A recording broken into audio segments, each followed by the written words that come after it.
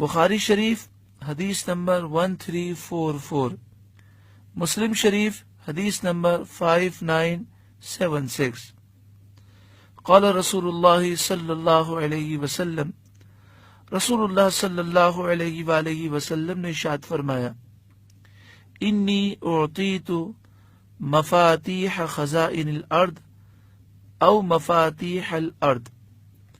سرکار دو عالم صلی اللہ علیہ وآلہ وسلم نے ارشاد فرمایا، بے شک مجھے زمین کے خزانوں کی کنجیاں چابیاں دے دی گئیں۔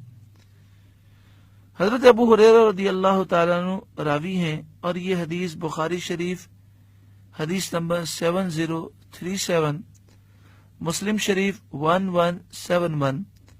قال رسول اللہ صلی اللہ علیہ وسلم، رسول اللہ صلی اللہ علیہ وآلہ وسلم نے ارشاد فرمایا، اُوتِیتُ خزائن الارض فوضع فی یدی، میں زمین کے تمام خزانے دیا گیا ہوں اور وہ میرے ہاتھ میں رکھ دیے گئے ہیں۔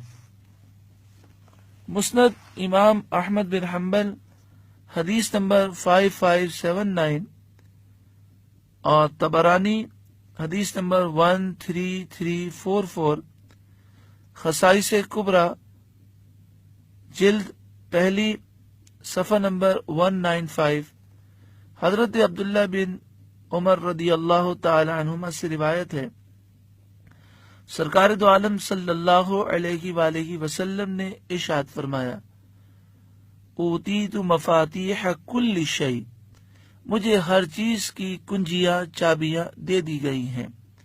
تو اگر منافقین حضور صلی اللہ علیہ وسلم سے محبت کرتے تو حضور کے صدقے میں دنیا بھی مل جاتی اور آخرت بھی مل جاتی، لیکن انہوں نے خسارے کا سودا کیا، انہوں نے ہدایت کو چھوڑ کر گمراہی کو، حضور سے بغض عداوت کو، حضور کی بے ادبی گستاخی توہین کو حاصل کیا۔ ساری زندگی نبی اکرم صلی اللہ علیہ وآلہ وسلم میں عیب تلاش کرنے میں گزر گئی۔ کاش وہ حضور صلی اللہ علیہ وآلہ وسلم کی شان و عظمت کو تلاش کرتے، اس ذات میں انہوں نے عیب تلاش کرنے کی کوشش کی جسے اللہ تعالیٰ نے بے عیب پیدا کیا۔ لیکن الحمدللہ اہل سنت انتہائی خوش نصیب ہیں کہ وہ سرکار دو عالم صلی اللہ علیہ وآلہ وسلم کی شان و عظمت کو بیان کرتے ہیں۔ اللہ تعالیٰ اسی عقیدے پر ہمیں ثابت قدمی عطا فرمائے۔ آگے ارشاد فرمایا، مثلہم، ان کی مثال، کمثل الذی استوقد نارا، اس شخص کی طرح ہے جس نے آگ روشن کی، فلما اضاءت ما حولہ، تو جب اس آگ سے آس پاس سب جگمگا اٹھا، ذہب اللہ بنورہم، اللہ ان کا نور لے گیا، وترکہم فی ظلمات لا یبصرون، اور انہیں اندھیریوں میں چھوڑ دیا کہ کچھ نہیں سوجھتا۔